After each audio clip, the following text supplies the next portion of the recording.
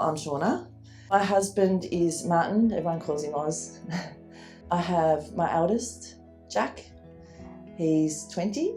And then there's my girl, Ella.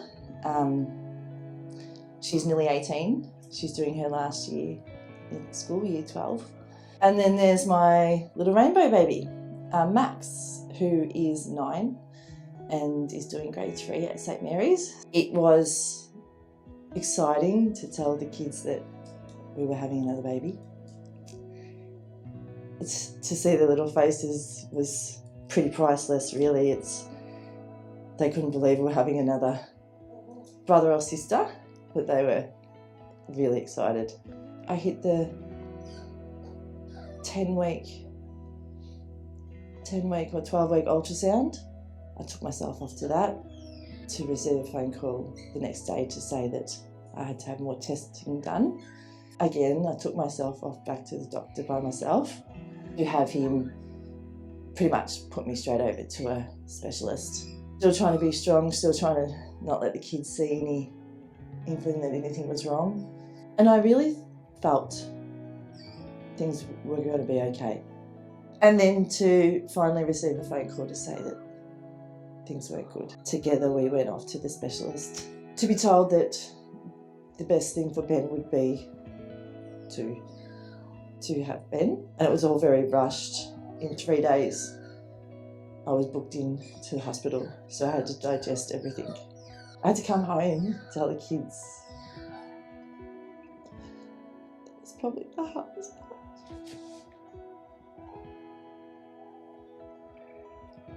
I thought that they would give me something and then Ben would just slowly go to sleep, but it wasn't. They dressed him and then they allowed us to hold him. I think the hardest part was I didn't know what to do next. I didn't know what came next because they told us that because he wasn't over 20 weeks, he wasn't a registered death. So we couldn't even have a funeral for him. We couldn't even have all our family and friends to say goodbye to him, even though I held him and he was a baby and he had his 5 fingers and his 5 toes.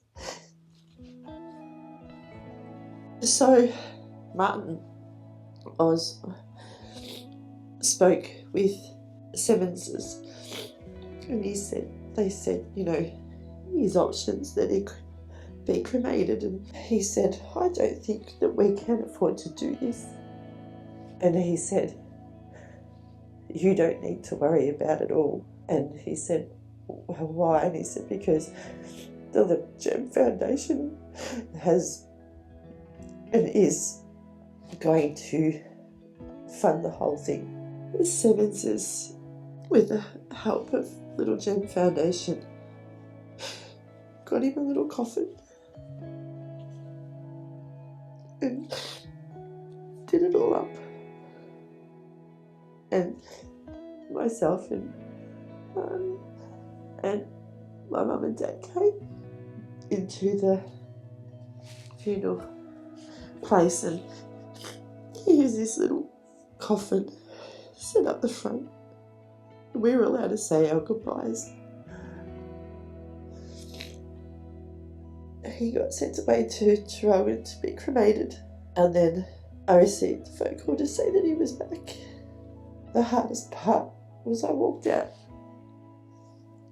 of Simmons's with a box, and I didn't know what to do with his box. And that's when Matt Navy organised for his ashes to be done with whatever we wanted to do. So we chose an urn, took him back again, and they put him into the urn, and we put him inside this teddy so that we could bring him home and that he'd always be with us. And that's just really all thanks to do with Little Jem Foundation, making that possible and making it so that we could bring home our little boy. And he's been with us forever since.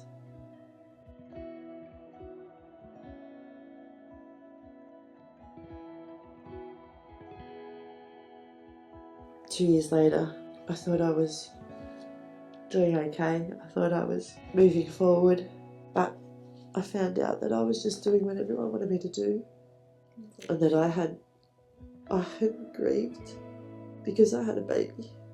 I really tried to be strong for him, I tried to be strong for the other two, but then all of a sudden it just came crashing down, and then I just lost it.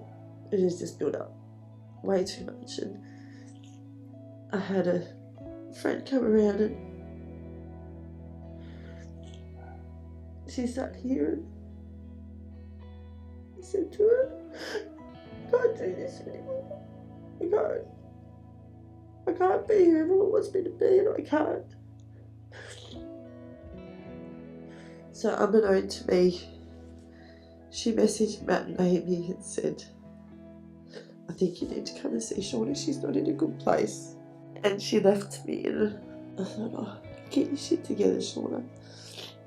You're a mum, you can't be like this, you can't. And I remember, I don't even know why I was walking out the back door, and the back gate went.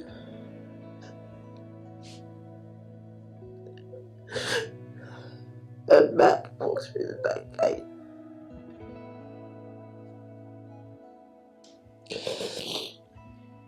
And he walked straight up to me. And he gave me the biggest cuddle. And he said, we're here, mate. We're here. And I cried. And I cried. And he just held me. And then the next thing, Amy walked through. And together we sat here. And we cried and we cried. And we talked for ages. So she took me to the doctors. She came with me, she held my hand. And they tried to give me some drugs. I said to her, I don't want anything. I don't want anything. She said, don't do it then. She said, it's totally up to you.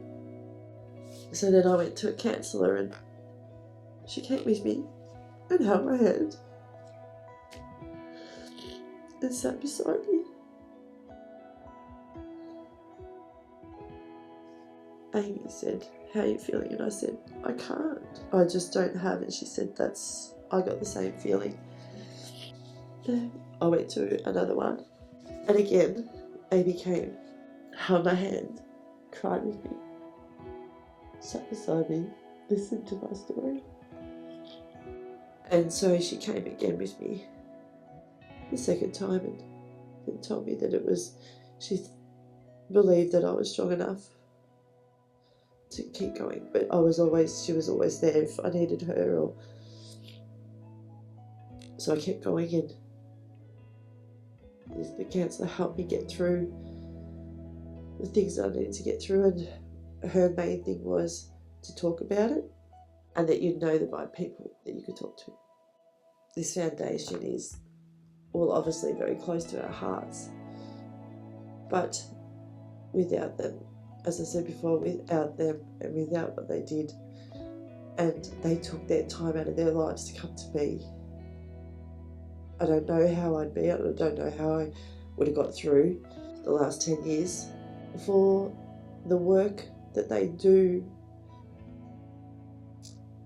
and what they've been through themselves just shows how incredible they are, and that what they do for people, I mean, they honour all those babies, regardless of whether they're being carried full term or not full term or whatever, they're babies, and they make everybody remember them.